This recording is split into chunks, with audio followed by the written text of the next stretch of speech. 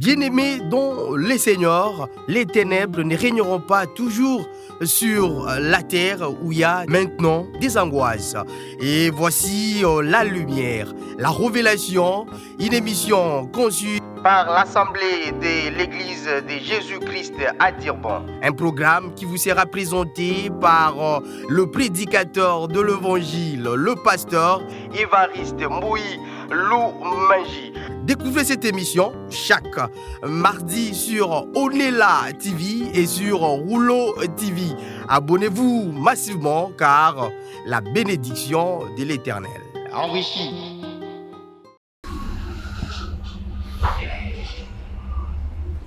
Bonjour à vous tous, chers internautes et téléspectateurs de Onela TV.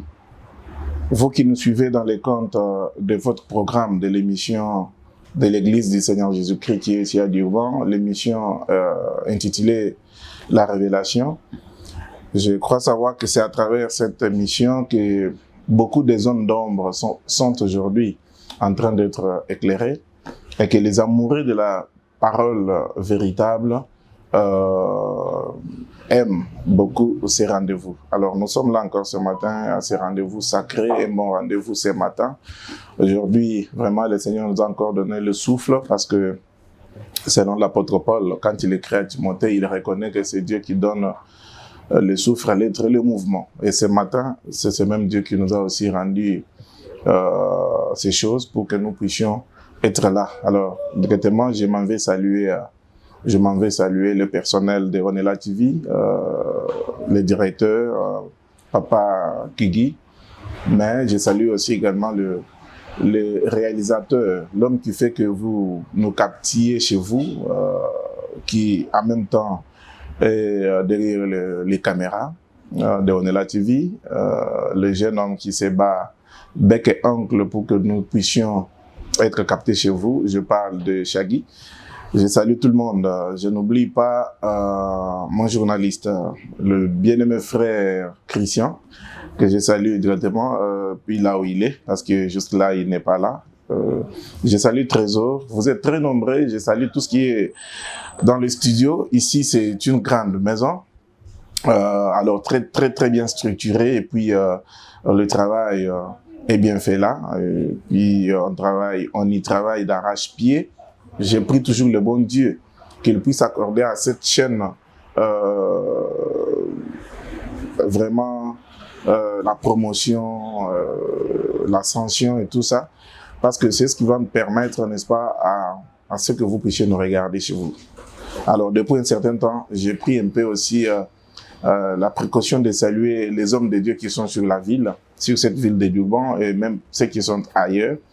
Alors, je salue le pasteur Louis Dor, je salue le pasteur Bishop Sedi, je salue, vous êtes nombreux, je vous aime, comme vous le savez.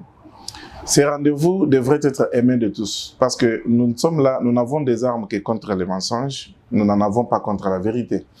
Alors, l'apôtre Paul dit c'est comme il est dit dans son épître, deuxième épître aux Corinthiens, chapitre parce que ce sont ces choses-là que nous aimons au chapitre 10e, versets 3 et 5. Il dit ceci, il dit, si nous marchons dans la chair, nous ne combattons pas selon la chair, car les armes avec lesquelles nous combattons ne sont pas charnelles, mais elles sont puissantes par la vertu ou les vertus de Dieu pour renverser les forteresses. Alors il dit que nous renversons les raisonnements et toute hauteur qui s'élève contre la connaissance de Dieu et nous amenons toute pensée captive à l'obéissance de Christ. Donc c'est pour dire que nous échangeons pas de coups physiques, nous n'avons pas des armes, selon qu'il le dit toujours dans le deuxième épître aux Corinthiens chapitre 6, quand il dit cette fois-là que nous avons les armes défensives et offensives. Chez les Philippiens, il dit que quelques-uns ayant reconnu que j'ai été établi pour la défense de l'évangile, voilà ce que nous avons, notre défense, c'est la défense de l'évangile. Donc, nous ne défendons pas nous-mêmes. Nous-mêmes, nous ne valons rien. Donc, tout ce que nous sommes en train de faire, la raison pour laquelle le Seigneur nous a établis comme ministres, c'est pour la défense de l'évangile. Ce qui veut dire qu'il y a des moments où cet évangile est attaqué. Il y a des moments où la parole du Seigneur est attaquée. Comme il est dit dans Apocalypse que le diable, les dragons, est à la recherche de tous ceux-là qui détiennent la parole de Dieu, c'est-à-dire les témoignages de Christ. Alors, il n'y a que des personnes qui avaient été connues, qui avaient été prédestinées, qui puissent comprendre ces choses. Mais, dommage que beaucoup qui sont d'ailleurs dans les chemins larges n'y arrivent pas. Beaucoup pensent que les choses de Dieu aujourd'hui, les salis, c'est lié à l'argent. C'est ainsi qu'on distribue le billet vert, on distribue de l'argent dans ce qu'on appelle l'église. Comme c'est pas possible, mais on se pose la question, où est la différence entre l'argent distribué dans des concerts des musiciens et c'est celui qui est distribué dans les soi-disant églises, entre guillemets. Donc, vous devez comprendre que ces choses sont tout simplement l'accomplissement de ce que le Seigneur avait dit. Nous ne marchandons pas la parole de Dieu. Alors, nous prêchons Christ selon que l'apôtre Paul le dit, Christ crucifié. Scandale. Alors, c'est ce que nous prêchons. Alors, aujourd'hui, j'ai salué un peu ci et là. Je n'oublie pas vraiment les saints fidèles frères et sœurs de l'Assemblée du Seigneur Jésus-Christ, l'Église du Seigneur Jésus-Christ qui est ici à Durban, sur laquelle je suis établi. J'ai été établi par le Seigneur lui-même comme ministre prédicateur. Mais je salue également ceux de l'Assemblée de Middelbeck en Mpumalanga. Vraiment, le bien-aimé frère Feli, avec l'Église qui est dans sa maison, et aussi également tous les saints qui s'assemblent, qui se réunissent. Frère Daniel, frère Jean-Pi, frère Cédric, la sœur Rose, frère Alain avec sa femme, frère Daniel également avec sa femme et les enfants. Vous êtes nombreux. Je sais que la grâce et la paix du Seigneur est toujours avec vous. Sachez que dans un futur proche, le Seigneur, par vos prières, fera que je vous sois rendu pour vous communiquer ce qui vous manque à la foi. Et je salue également tout ce qui est au Congo, l'assemblée ou les assemblées du Seigneur qui sont à Lubumbashi, à Kasumbalesa, à Likasi, mais beaucoup aussi surtout à Kolosi. Je vous salue, le frère Serge Katumbaï, le frère Detou, frère Luc, frère Franck, frère, vous êtes nombreux. Je vous salue dans le nom de Jésus-Christ notre Seigneur. Je pense que Dieu voulant, le voyage dont on a tant parlé ne dépend que de lui. Dès qu'il le permettra, nous vous serons aussi rendus parce que c'est ce que nous faisons connaître le Seigneur dans nos prières. Ceux qui sont à Kinshasa, frère Roger, ministre prédicateur à la parole, le frère André Massoua, vraiment que le Dieu de paix puisse être avec vous. Et puis, dans tous les coins du pays, à l'est, à l'intérieur, donc disons dans les Dekassa dans les Bandundu, il y a des élus du Seigneur là-bas, les ministres prédicateurs qui sont à l'est également, parce que l'église du Seigneur, nous parlons de l'église du Seigneur, cette église universelle. Dans tous les continents, les saints sont là-bas, les élus. Quand on dit saints, c'est-à-dire les élus, Dieu a toujours ses élus sur cette terre, c'est-à-dire des personnes qu'il avait prédestinées, qu'il a appelées les moments venus et qui aujourd'hui se soumettent à la vérité et qui aiment cet évangile. Selon que Jean dit dans son deuxième épître, verset 9 et 10, il dit, si quelqu'un va plus loin et ne demeure pas dans la doctrine de Christ, il n'a point Dieu. Alors, vous allez comprendre que le problème, ce n'est pas de se faire appeler chrétien. La question, c'est de savoir si l'on est dans la doctrine de Christ. Au cas contraire, on ferait des bruits, tout simplement des bruits inutiles. Aujourd'hui, mes bien-aimés frères et sœurs, vous tous les amis, je pense que j'ai salué les élus de Dieu, mais je vous salue vous également qui aimez ces choses, qui aimez la vérité, mais qui n'avez pas encore eu cette opportunité de nous rencontrer. Je vous salue, je sais que vous êtes très nombreux parce que vous suivez cette émission chaque jour, chaque mardi ou mercredi de la semaine, sur les ondes de Nela TV. Alors, je vous salue. Je ne connais pas votre nombre, mais je vous salue. Notre émission Révélation, c'est une émission d'éveil de conscience, comme nous pouvons le dire, d'éveil de conscience, parce que l'apôtre Paul a parlé de conscience lorsqu'il parlait d'avoir une conscience pure. Alors, c'est une émission, un programme d'éveil de conscience pour que nous puissions tous reprendre conscience eu égard à la parole de Dieu. De la manière dont elle nous avait été présentée dans la période d'autrefois, ou même dans les siècles passés, par rapport à aujourd'hui, je vous dis que la parole de Dieu étant la lumière qui resplendit dans le cœur des humains, lorsque nous étions encore dans les enseignements, dans les doctrines des hommes, les choses n'avaient pas été aussi plus claires comme elles le sont aujourd'hui. C'est-à-dire que la parole qui est lumière, cette lumière qui s'élève le matin, qui, avec un peu de faiblesse, mais plus le soleil monte, plus la lumière devient très forte. Donc, c'est pour dire tout simplement que ce qu'on n'avait pas connu hier, on peut les connaître aujourd'hui et connaître demain, mais de façon qu'il faut connaître. Alors, c'est pour que vous sachiez que nous devons tout le temps nous remettre un peu en cause, c'est-à-dire ne pas plus nous attacher aux choses que l'on nous avait enseignées par les catholiques, les protestants, les presbytériens, les anabaptistes, les méthodistes et autres. Mais nous devons prendre un peu ces choses-là, les amener aujourd'hui à l'enseignement de Jésus-Christ tel que prêché par les apôtres pour savoir si ce que ces courants religieux nous avaient apporté autrefois était véritable. Sachant déjà que la théorie de le christianisme qui a été apporté en Afrique par le blanc, c'est une théorie de la honte. C'est une théorie qui n'existe plus. C'est une théorie biaisée, donc une théorie révolue, une théorie fausse, selon laquelle ce sont les Blancs qui auraient amené la parole de Dieu en Afrique. C'est faux et archi-faux. Pourquoi je dis ça? Parce que l'apôtre Paul dit ceci aux Corinthiens. L'apôtre Paul dit, est-ce que c'est de chez vous que la parole de Dieu est sortie? Or, quand vous prenez Corinthe, Corinthe ne se trouve pas en France, ne se trouve pas en Portugal, non, même pas en Allemagne, ni encore moins en Angleterre. Or, si vous prenez les explorateurs d'Afrique ou de l'Afrique, il y a eu en plus grand nombre les Stanley, il y a eu des Gogao, qui étaient pour la plupart des Portugais. Mais Paul dit, est-ce que c'est de chez vous, Corinthiens, que la parole de Dieu est sortie? Car il est écrit que le salut vient des Juifs. Donc, vous comprendrez que le salut en question, qui est la parole véritable, ne vient pas des Portugais, ne vient pas de Français, ne vient pas des Anglais, mais même pas des Américains. Comme aujourd'hui, on voit des prophètes américains qui ont fait irruption dans le monde aujourd'hui et qui enseignent beaucoup de fausseté.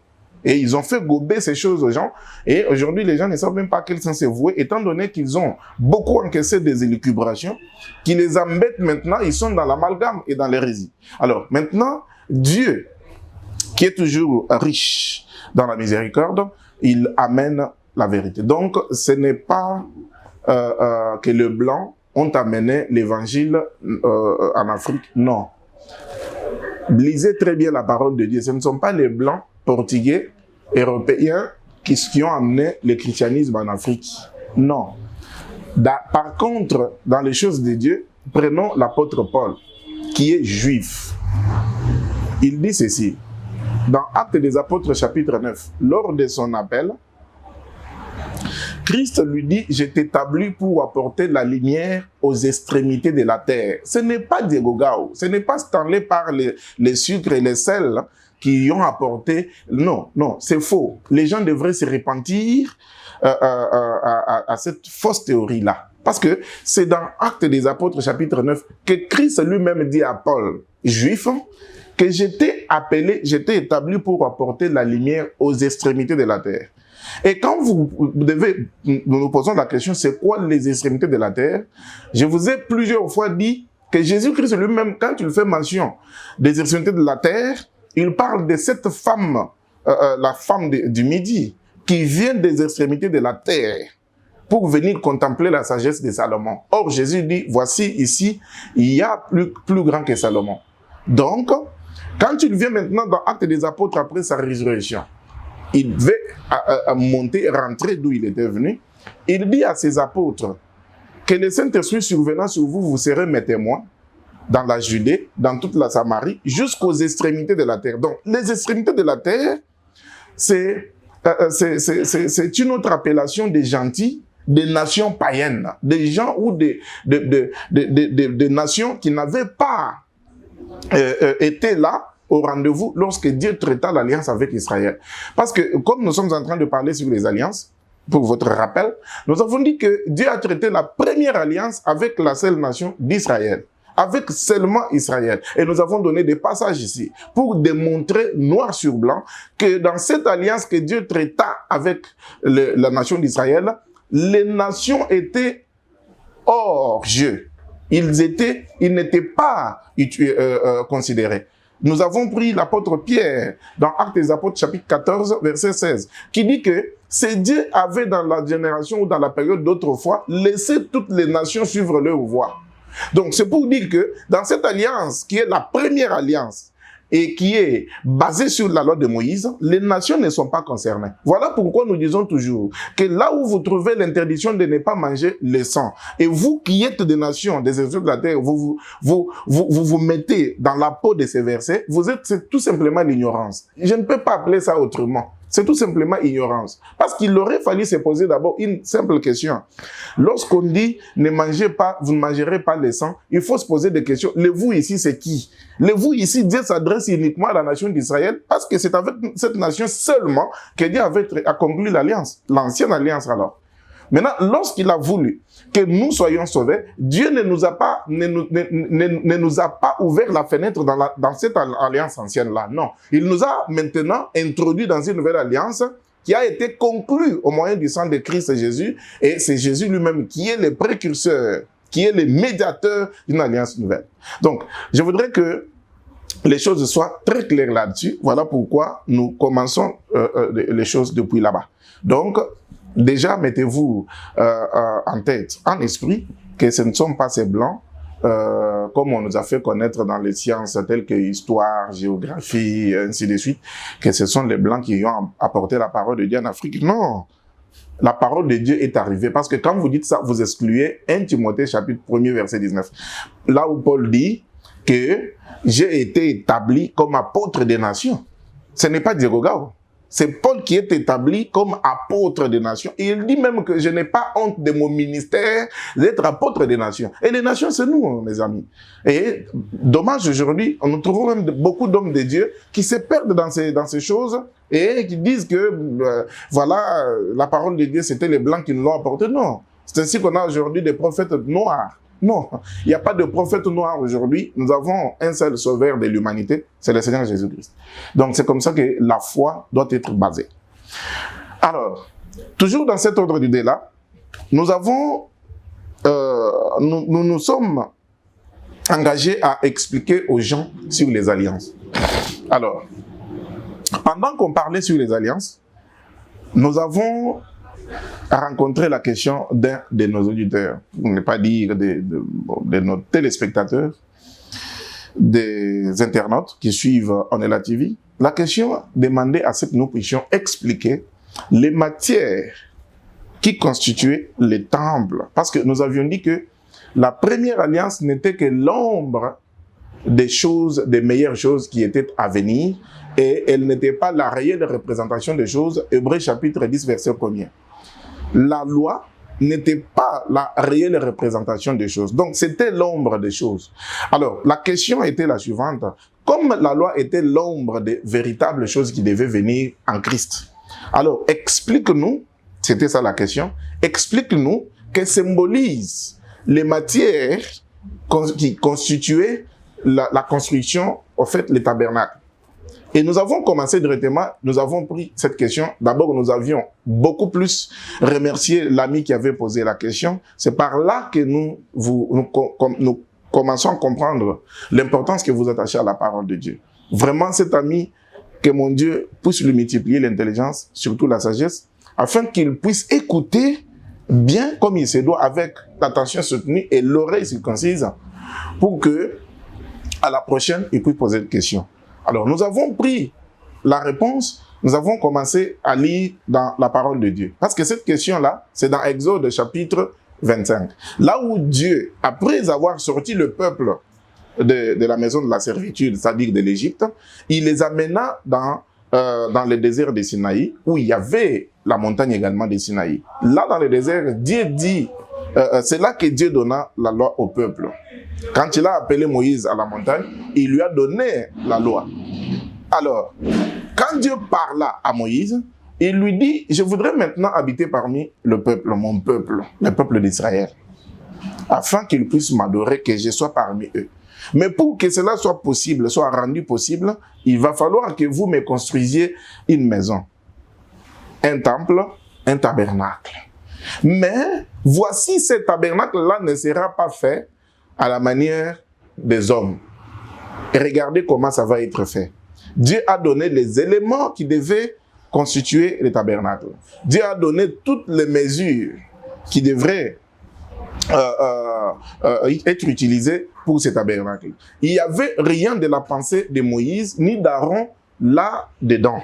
Dieu a dit même à Moïse, garde-toi de faire tout selon les modèles que je t'ai montrés.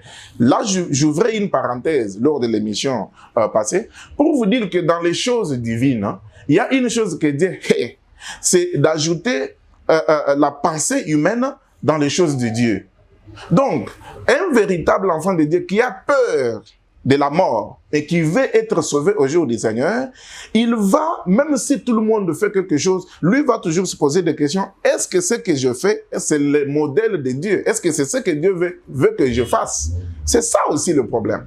Donc aujourd'hui, quand vous entrez dans ce que vous dites église, vous devez aujourd'hui faire tout selon le modèle que Dieu donne. C'est-à-dire, depuis le début de votre dévotion jusqu'à la fin, vous devriez toujours avoir des questions. Ce que nous faisons ici, est-ce que c'est lié à la parole? Est-ce que c'est Dieu? Dieu aime ça ou nous le faisons de nous-mêmes? Parce qu'aujourd'hui, selon l'apôtre Paul, il y a trois doctrines, trois sortes de doctrines. Il y a la doctrine des hommes, qui est dans 1 Timothée chapitre 4, versets 1 et 2. Il y a plutôt la doctrine des démons, qui est dans 1 Timothée chapitre 4 plutôt, versets 1 et 2. Il y a la doctrine des hommes, qui est dans Colossiens chapitre 1, versets 20 et 21. Et enfin, il y a la doctrine de Christ, qui est dans deuxième épître de Jean, versets 9 et 10. Donc, il y a beaucoup de sortes de catégories de doctrines. Mais le plus connu, les célèbres sont trois. Alors, maintenant, lorsque les doctrines se définissent en termes de pratiques des gens, c'est ça, c'est comme ça qu'on définit la doctrine, c'est comme ça. Donc, dans ce que vous faites là, de la manière dont vous le faites, ça définit la doctrine dans laquelle vous êtes. C'est-à-dire, lorsque vous faites une pratique qui est antichrist, directement, vous ne pouvez pas vous dire chrétien.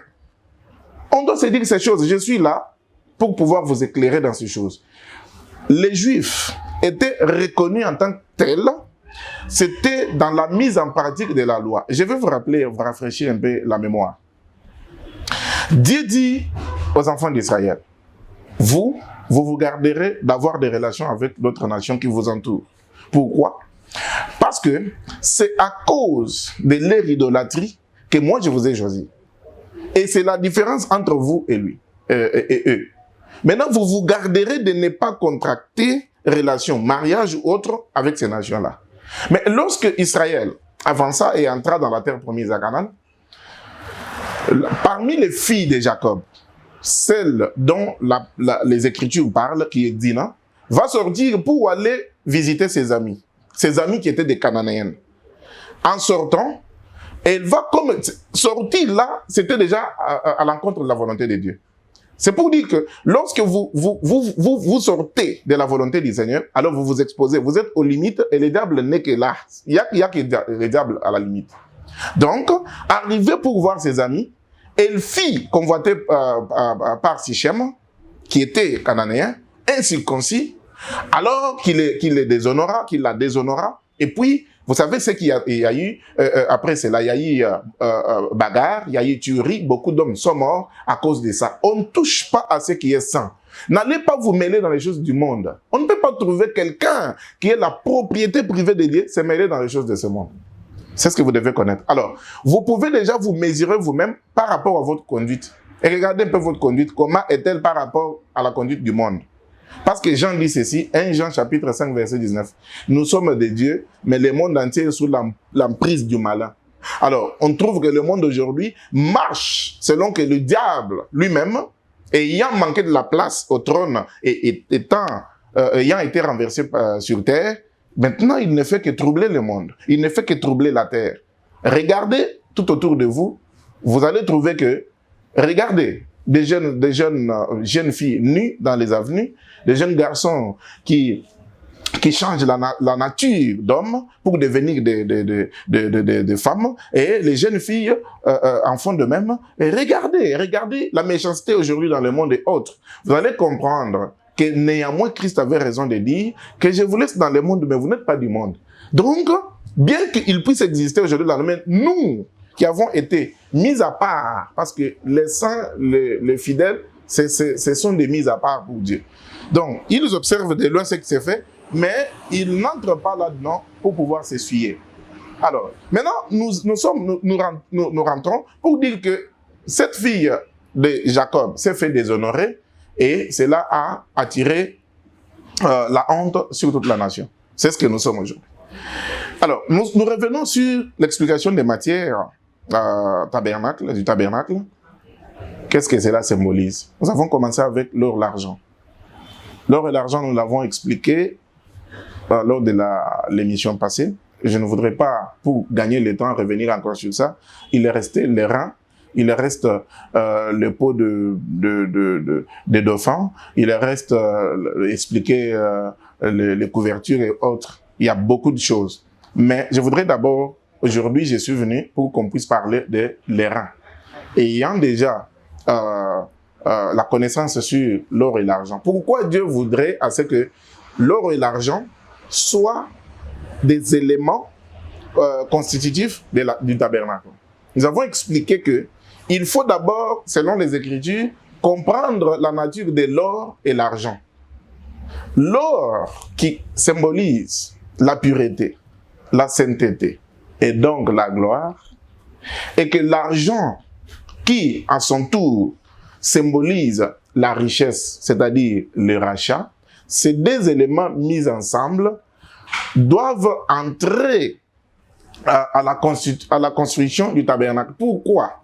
Parce que la maison de Dieu aujourd'hui, c'est dans la maison de Dieu qu'il y a le salut.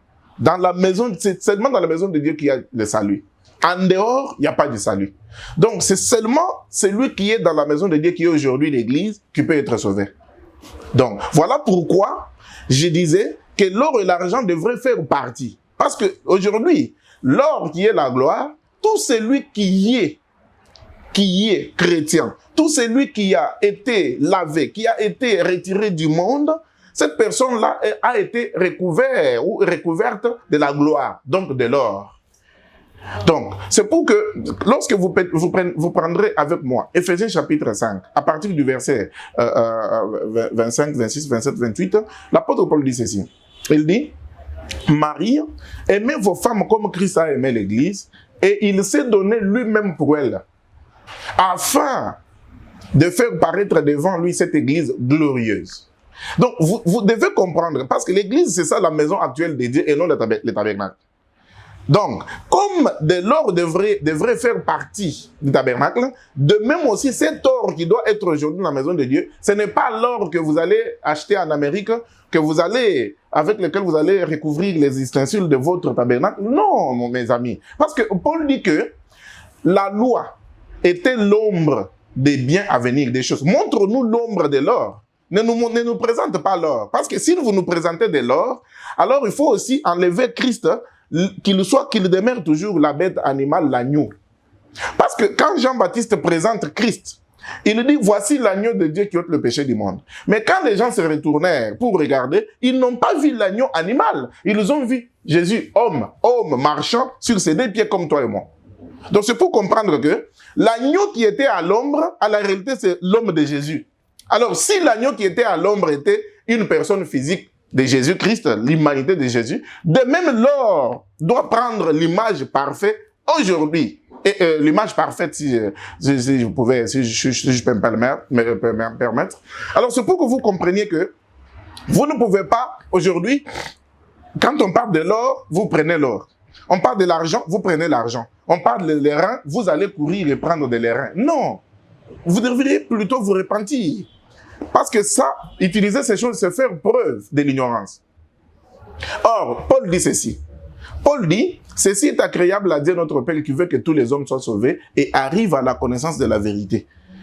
L'apôtre Paul lie le salut, la vie éternelle à la connaissance. Là, directement, je m'inscris en faux contre les amis qui disent que Makamwanzambe, vraiment, il ne faut pas que vous allez koyeba mingi. Mes amis. Mais où est-ce que vous tirez ça? Vous tirez ça, mais vous n'irez nulle part parce que la vie éternelle est liée à la connaissance. Ce n'est pas Paul lui-même d'ailleurs qui dit ça, c'est le Seigneur qui le dit. Quand vous prenez Jean chapitre 17, au verset 3, qu'est-ce que le Seigneur dit? Le Seigneur dit, or la vie éternelle, c'est qu'ils te connaissent, toi le seul vrai Dieu et celui que tu as envoyé. Le verbe utilisé là, c'est connaître. Donc la vie éternelle passe par la connaissance. Vous ne pouvez pas être sauvé si vous n'avez pas la connaissance de la vérité. Donc c'est ça, c'est biblique ce que j'ai dit. Je ne suis pas en dehors. Jean chapitre 17, verset 3, mes amis. Alors, j'ai dit que l'or symbolisait la gloire et l'argent symbolisait la richesse, c'est-à-dire le rachat. Mais maintenant, qu'est-ce que ceci est devenu? J'avais donné 1 Pierre, chapitre 1er, le verset 18. Je peux encore les lire, mais je vais ajouter un autre verset. Et après, nous allons voir les reins. Ce sera dans quelques mots seulement que nous verrons les reins. Je salue déjà Trésor qui est là, mon ami Trésor. Les jeunes qui aiment ces choses. 1 Pierre chapitre 1er, versets 18 et 19. Tout nous le faisons au nom du Seigneur Jésus-Christ. Sachant donc, ou sachant que ce n'est pas par des choses périssables qui sont de l'argent et de l'or que vous avez été rachetés de la vaine manière. D'ailleurs, Pierre dit que l'or et l'argent, ce sont des choses périssables. C'est pour vous montrer que ce qui est périssable ne peut pas aujourd'hui être utilisé et lié à votre salut. Est-ce que vous comprendrez? Vous comprenez ces choses? Donc, c'est pour dire tout simplement que l'or et l'argent de la loi a changé de figure aujourd'hui. Et cet or-là, c'est devenu la gloire avec laquelle vous avez été enveloppés. Cet or qui symbolise la pureté et la sainteté, c'est l'accomplissement de ce que Paul dit aux Thessaloniciens. Si vous prenez avec moi 1 Thessaloniciens chapitre 4, à partir du verset 3, l'apôtre dit ceci. Ce que Dieu veut, c'est votre sanctification. C'est que chacun de vous, vous qui croyez, vous qui attendez maintenant le retour du Seigneur Jésus-Christ pour être sauvé, vous qui êtes dans la doctrine de Christ, ses disciples, ses élèves, ce que Dieu attend de vous, c'est votre sanctification. C'est ça alors. C'est que chacun de vous sache posséder son corps dans l'honnêteté et dans la sainteté. Voilà les gens qui sont appelés au salut. C'est ça alors. Maintenant, pour ce qui est de l'argent, l'argent symbolise la richesse, le rachat. Paul parle de ces deux choses, Pierre plutôt, il dit que ce sont des choses périssables. Ce n'est pas par des choses périssables comme l'or et l'argent que vous avez été rachetés de la vaine manière que vous aviez hérité de vos pères. Mais c'est du sang précieux de Jésus, comme d'un agneau prédestiné depuis la fondation du monde. Donc, le sang précieux de Jésus symbolise, l'or et l'argent symbolisaient le sang de Jésus. Pourquoi? Parce que l'or et l'argent, c'était le symbole de la sainteté, de la pureté, mais également du rachat. Maintenant, comme le sang de Jésus-Christ est venu, nous n'avons pas encore besoin de l'or et de l'argent pour passer au rachat, mais c'est plutôt le sang de Jésus-Christ qui nous rachète. Je vais lire à cela Apocalypse. C'est ça la parole de Dieu. C'est comme ça, c'est la parole de Dieu doit s'enseigner.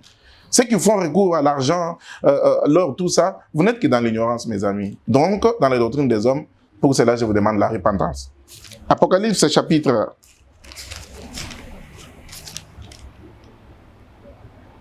5.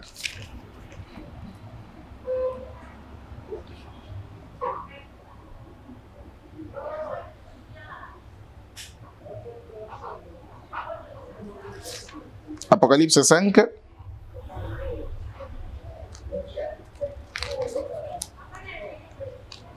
Bon, prenons d'abord chapitre 1er. Nous allons lire peut-être chapitre 5 à la suite, ou par la suite. Il dit ceci. Jean, aux 7 églises qui sont en Asie, que la grâce et la paix vous soient données de la part de celui qui est, qui était et qui vient, et de la part de cet esprit qui sont devant son trône, et de la part de Jésus-Christ, le témoin fidèle, le premier-né des morts, et le prince des rois de la terre, à celui qui nous a aimés, qui nous a délivrés de nos péchés par son sang. Oh, gloire soit rendue au Seigneur. Donc, le rachat aujourd'hui, c'est par son sang, le sang de Jésus. Le symbole parfait de l'argent, qui a la capacité du rachat. Donc, ne recourez pas encore à l'argent du tabernacle. Est-ce que l'ami qui a posé la question comprend maintenant l'image de l'or et de l'argent? Vous avez compris l'image de l'or et de l'argent, la gloire de Dieu, le sang de Christ, qui a le pouvoir de rachat et qui nous a rachetés de nos péchés. Maintenant, là, je pense que sur l'or et l'argent, nous avons été clairs. Je prends les reins. Je prends vraiment les reins. Sur les reins, il y a encore beaucoup à dire. Il y a beaucoup à dire et je voudrais demander un peu si j'ai encore le temps pour pouvoir parler de les reins. Est-ce que je peux avoir le temps?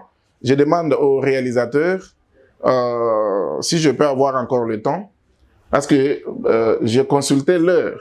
Je trouve que je suis au-delà de l'heure, le temps qui m'a toujours été imparti. Alors là, il faut que je puisse demander le minute. Je ne sais pas si je peux en avoir 5 ou 10 afin de pouvoir entamer les reins. Que le Seigneur soit béni, on m'en accorde.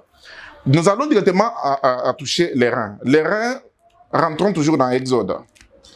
Les reins font partie des matières demandées par Dieu pour la construction du tabernacle. Mais c'est quoi que symbolisent les reins, mes amis?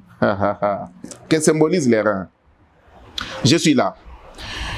Voici ce que vous recevrez d'eux en offrande, de l'or, de l'argent et de les reins. Aujourd'hui, nous parlerons de les reins. C'était ça d'ailleurs le sujet qu'on devrait parler aujourd'hui, mais on a voulu faire un peu de une récapitulation pour aider les amis. Et il y avait aussi autre chose que j'avais oublié de vous dire. Lorsque nous avons parlé de l'intercession la fois passée, nous avions lu Ecclésiaste au chapitre 7, verset 28.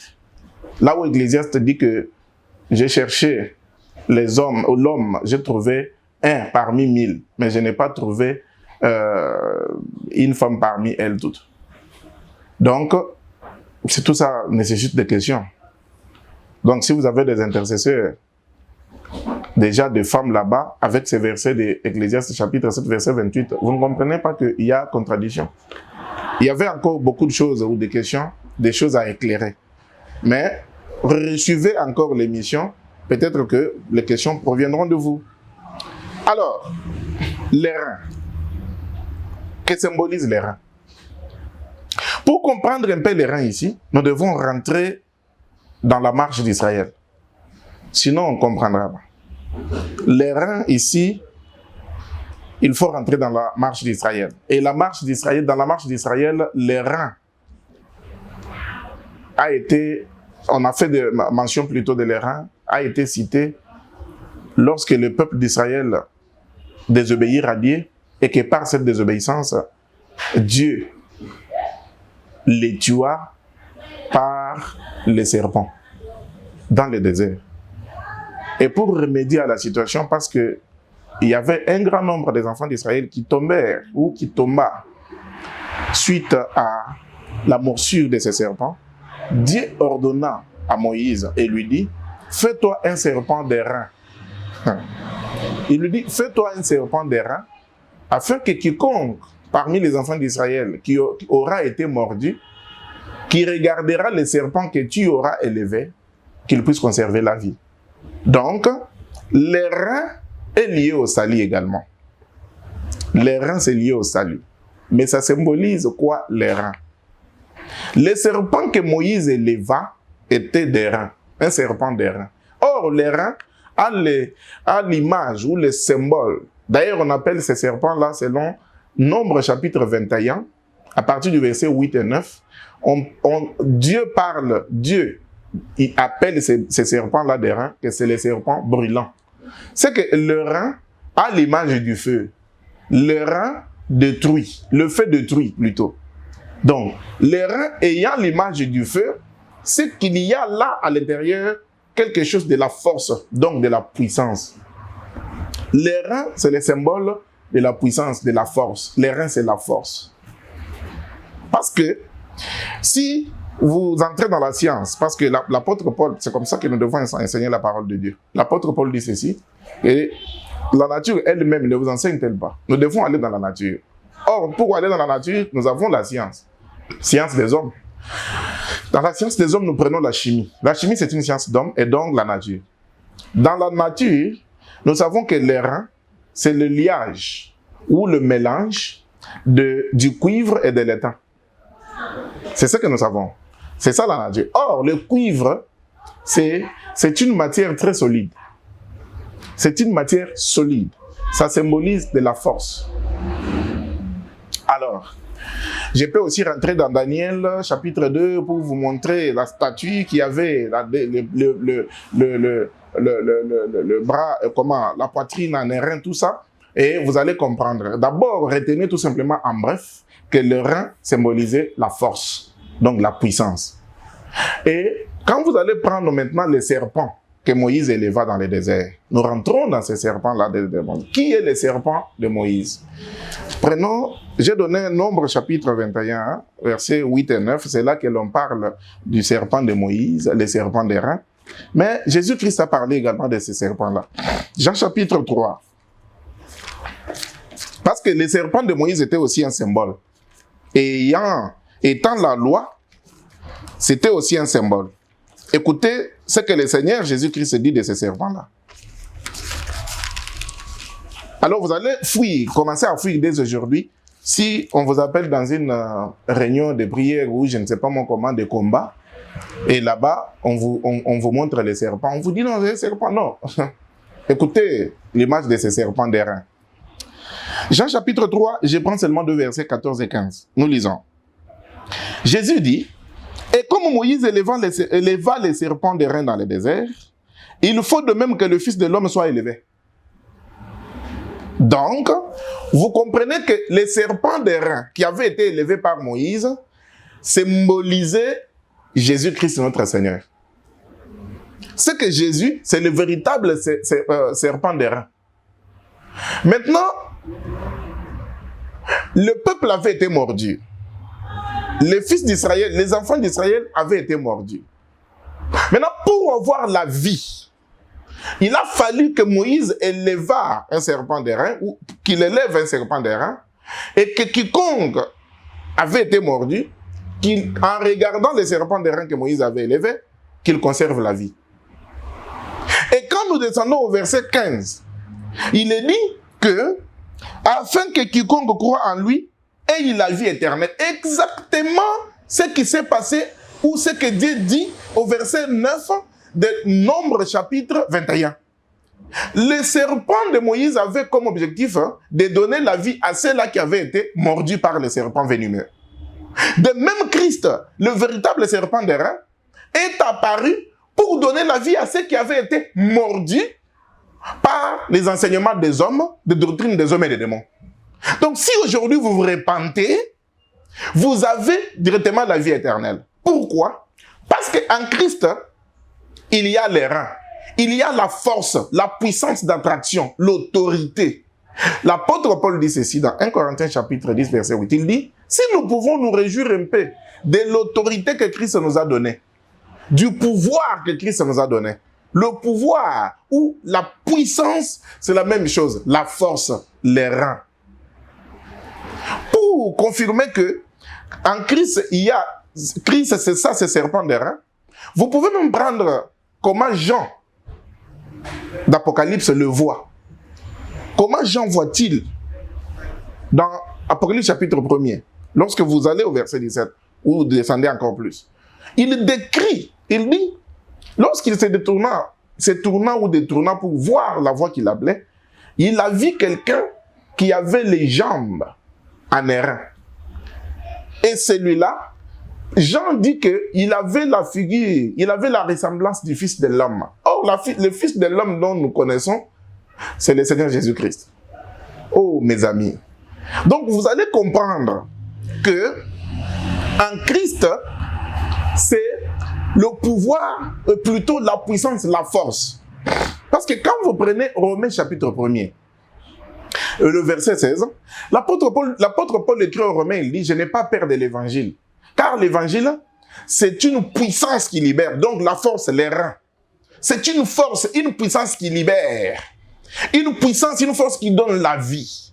Mes amis, Christ a dit, si mes paroles demeurent en vous, et si vous-même demeurez en moi, non seulement vous avez la vie, mais vous pouvez tout demander, tout ce que vous voulez, et cela arrivera.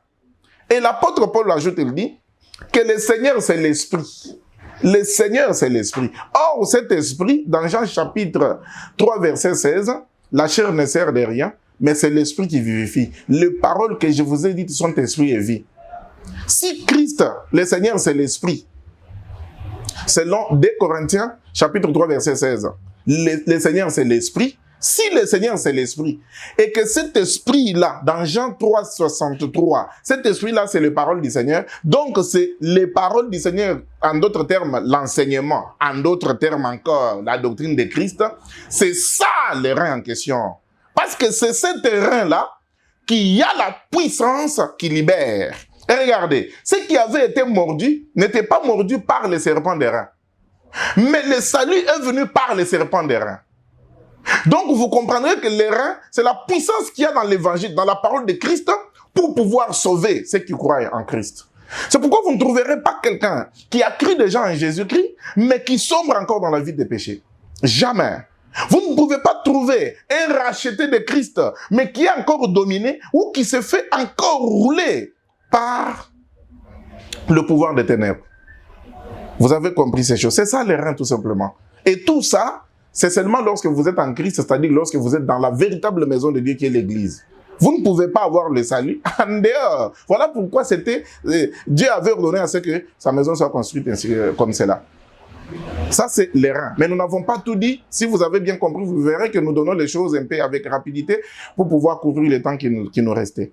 Donc, comprenez que c'est ça. Donc, je voudrais un peu aussi revenir sur l'intercession dans 30 secondes pour dire que l'homme de Ecclésiaste chapitre 7, verset 28.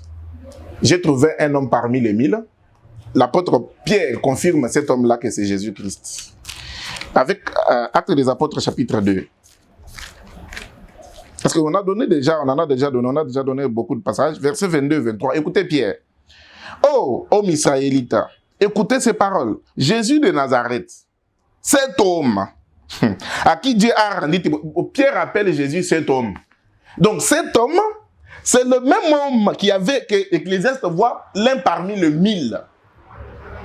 Pierre dit, Jésus de Nazareth, cet homme à qui Dieu a rendu témoignage devant vous par les miracles, les prodiges et les signes qu'il a opérés par lui au milieu de vous, comme vous le savez maintenant, ou vous-même. Cet homme, il répond, cet homme-là, c'est de cet homme-là, Jésus, cet homme, livré selon les desseins, arrêté selon la prescience de Dieu, vous l'avez crucifié et vous l'avez fait mourir par la main des impies. Donc, sachez aujourd'hui que le seul intercesseur, c'est l'homme parmi les 1000. Et cet homme parmi les 1000, c'est le Seigneur et le Sauveur Jésus-Christ. Quel Jésus de Nazareth? Je confirme que c'est Jésus de Nazareth. Nous n'en avons pas d'autre de l'Amérique. La révélation du Fils de l'homme. Allez dans les élucubrations, dans les explications inutiles et infondées qui perdent les gens, qui amènent les gens à la perdition. Et regardez dehors là combien de gens sont suiveurs d'un pseudo-prophète et qui aujourd'hui ne savent même pas à quel sens se vouer. Tellement qu'on les a endoctrinés, ils ont été remplis de fausseté. Aujourd'hui, il est même difficile de faire marche arrière pour pouvoir connaître la vérité. Que la paix et la grâce vous soient abondamment données. Ce n'est pas fini. Aujourd'hui, nous avons vu que les reins, peut-être les jours à venir, c'est-à-dire la semaine prochaine, nous allons revenir avec un peu de détails sur les reins et enfin passer aux étoffes. Voilà, parce qu'il y a eu des étoffes. Nous devons passer comme ça, petit à petit, pour comprendre les secrets de Dieu qui étaient cachés. Donc aujourd'hui, ce n'est pas l'or, l'argent. Paul a dit que ce n'est pas encore de l'or et de l'argent que vous avez été rachetés. Donc les rachats étaient facilités par l'or et l'argent. Et aujourd'hui, c'est le sang de Jésus-Christ. Donc l'or et l'argent symbolisaient que le sang de Jésus-Christ. Vous avez compris. Le pouvoir du rachat. Les reins nous avons dit que c'est la puissance, c'est la force. Et cette puissance et cette force ne se trouvent que dans l'évangile. Romains chapitre 1 verset 16. Que je n'ai pas peur de l'évangile ou de prêcher l'évangile car c'est une puissance qui libère. La puissance, la force. Les serpents, le véritable serpent était en airain. Le salut ne vient que de la puissance, de la force. Vraiment, que la paix et la grâce de notre Seigneur Jésus-Christ reposent sur chacun de vous tous. Au revoir et à bientôt.